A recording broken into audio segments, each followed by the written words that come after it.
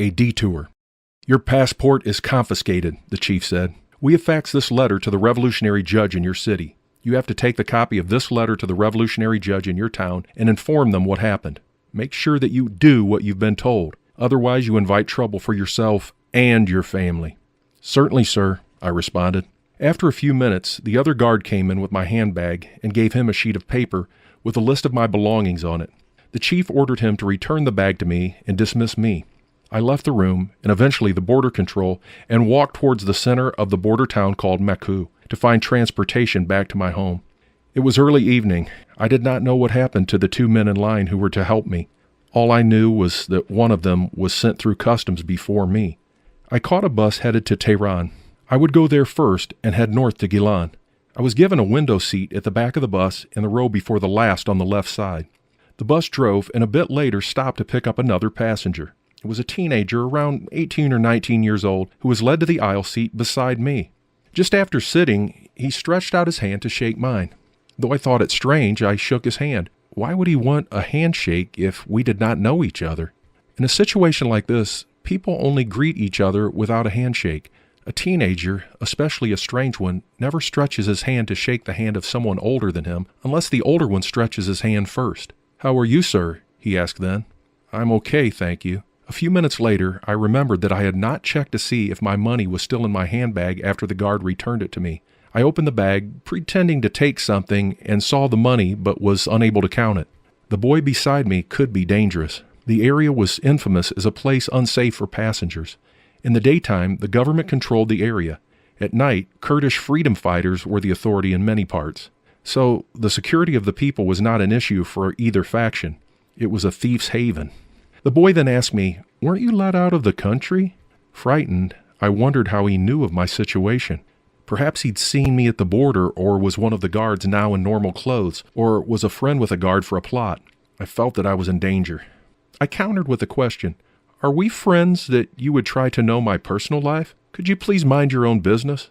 He did not respond, but his body language showed that he did not like the way I responded to him. After a few minutes, I saw that he took a knife out of his pocket with a few other tools all joined together by a chain and started to play with them.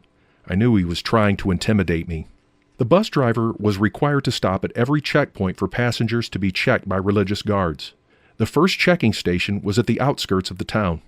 The bus stopped and two guards boarded. One stood at the entrance, and the other came to the back of the bus, ordering everyone out. As soon as the boy saw the guards, he put his knife back into his pocket. The passengers were asked to take their belongings with them. We went out and waited in line for the inspection. When my turn arrived, a guard led me into a room with a third guard who took my bag from me and went into another room to check its contents. I was questioned by the guard in the room about where I was coming from and why I was turned back. The investigation took longer than usual. I was the last one to get my bag back. The bus was waiting for me. I rushed into the bus but did not go to my seat. I told the bus driver about the young boy in the bus. I said that if I could not sit in a different place, I would get off and wait for another bus. The bus driver gave me one of the front seats. I put my bag in a little space in front of me between my legs, glad to be away from the boy. As the bus driver pulled away from the checkpoint, the boy came forward and asked, "Why did you sit this man beside you? Did he say anything about me?" The driver said, "Look, this is not an easy driving zone. I have to drive very carefully. One mistake can take the life of all. Why don't you sit in your seat until I pass this area and then I will answer your question." Everybody knew that this area was a dangerous zone. Stopping on this road could result in a robbery. The boy did not go back to his seat. He leaned on the door and glanced at me periodically. The driver also must have been afraid, not wanting to speak to him aggressively. He may have had a gun hidden or friends waiting on the road ahead of us. I relaxed as we approached the next checkpoint, which was a police station. A policeman with a gun in his hand was standing in front of the building. Immediately, I got out of the bus and went to the police, telling him that I was afraid of a possible thief in the bus. "Could you please help me to get another bus going to Tehran?" I asked.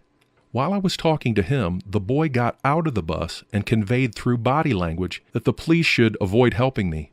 I pointed out the boy to the policeman, and to my relief he said, "Stay here beside me. I'll get you another bus." The bus driver saw me standing outside and said, "We are going, jump in." I told him I would take a later bus. The driver knew the boy was a problem, but didn't want the police to think he couldn't handle it, so he said, "Don't worry about the boy, he won't hurt you." "Look," said the policeman, We know that you're a good driver, but he is okay. To avoid problems, I'd better send him on another bus." The bus driver boarded, waiting for the boy to get on. He hesitated, but got on, giving me and the policeman fierce looks. Then the bus departed. Within a few minutes, other buses arrived. The policeman knew one of the drivers well and asked him to give me a lift to Tehran. The new driver let me sit beside him, saying, "You look very tired. You and your bag are safe here. Nobody can touch you unless he walks over my dead body first. So have peace of mind and rest as long as you want." This was a great relief to me. The bus arrived in Tehran the following morning, and I caught another bus to Talesh immediately after that. The following night, I arrived home. I called a friend and asked him to come with me to the court, as I was told at the border. I thought if they took me back to prison or wanted something else, my friend would be able to take the message to my family. The following day, we went to the court, but the judge did not send me to prison. He asked for bail as guarantee that I would not leave the city without the permission of the court. Without asking, my friend offered his house as bond, and I was released from the court.